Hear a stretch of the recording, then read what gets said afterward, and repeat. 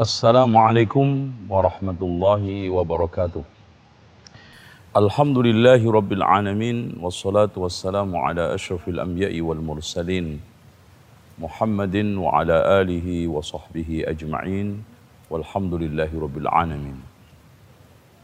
Saudaraku sekalian, kaum muslimin yang dirahmati Allah, sebentar lagi Ramadan akan menyambut kita.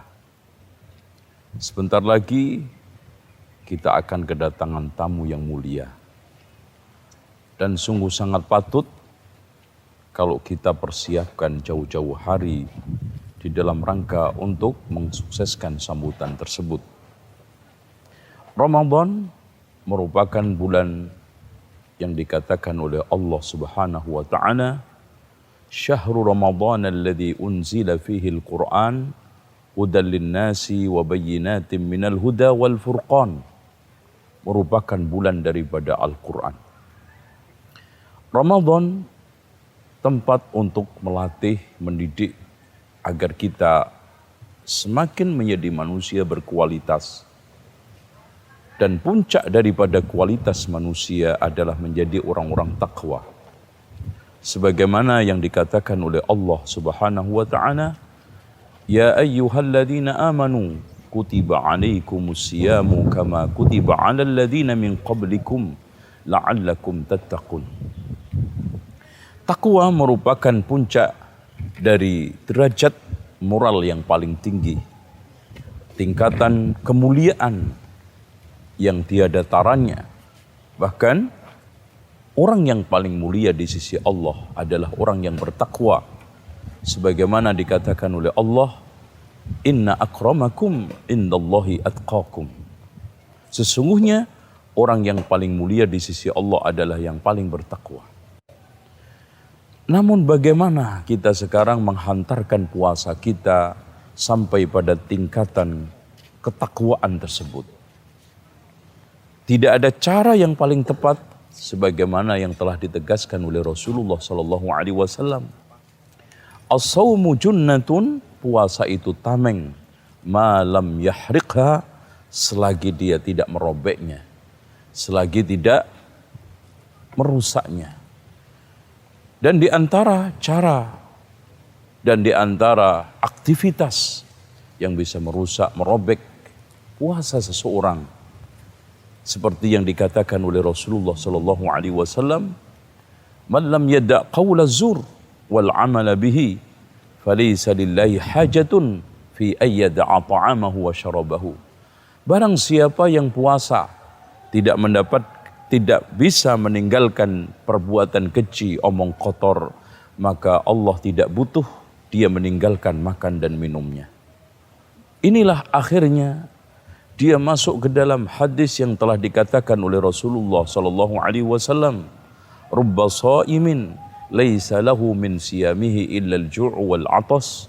Berapa banyak orang yang berpuasa tidak mendapatkan dari puasanya kecuali lapar dan dahaga.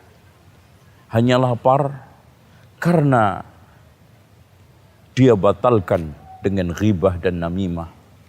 Dia mendapatkan lapar karena puasanya dirusak dengan berbagai macam maksiat.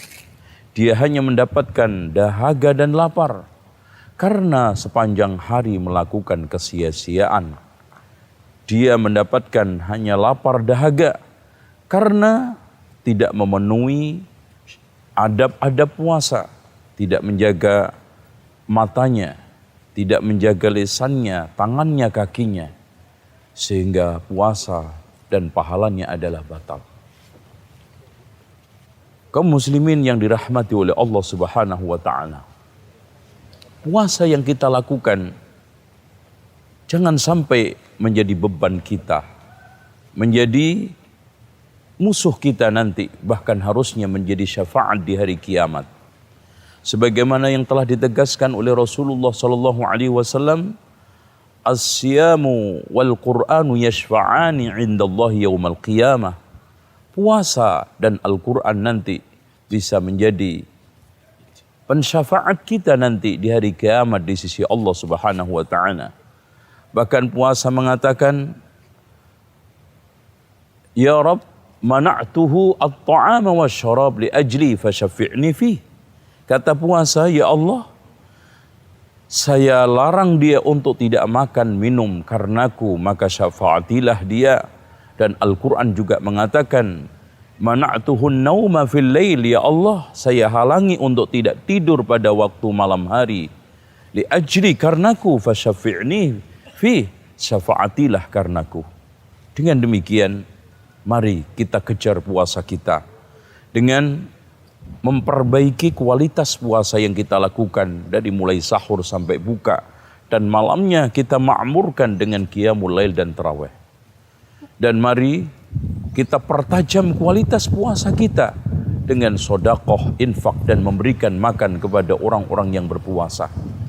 Dan mari kita tingkatkan kualitas puasa kita dengan kita khatamkan Al-Quran berkali-kali yang disertai dengan renungan-renungan yang tajam. Bagaimana Sa'id bin Jubair bisa menghatamkan Al-Quran dari maghrib sampai isya. Ini merupakan suatu kemuliaan. Ini merupakan suatu hadiah yang dipersembahkan seorang muslim sejati pada waktu Ramadan. Mari kita tingkatkan kedekatan kita kepada Allah dengan memperbanyak amal soleh. Seperti kita duduk ba'da sholat subuh sampai matahari terbit, kemudian sholat 2 rakaat. Kita menyantuni fakir miskin dan yatim piatu, dan berbagai macam amalan-amalan yang semuanya diobral oleh Allah Subhanahu wa taala, dilipat gandakan. Yang tidak kalah pentingnya, di dalam hadis Rasulullah sallallahu alaihi wasallam, wa fihi lailatun khairun min alfi syahr, di dalam bulan itu ada malam yang lebih baik daripada 1000 bulan.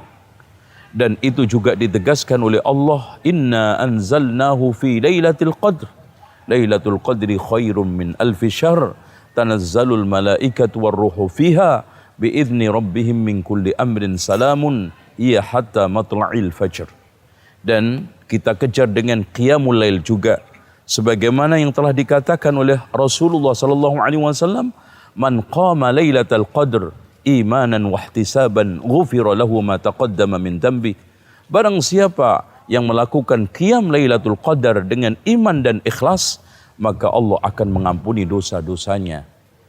Dan ketika kita mendapatkan malam tersebut yang ditandai oleh Rasulullah, malam yang sunyi, cerah, ya, kemudian tidak terlalu panas dan juga tidak terlalu dingin, itulah tanda Lailatul Qadar.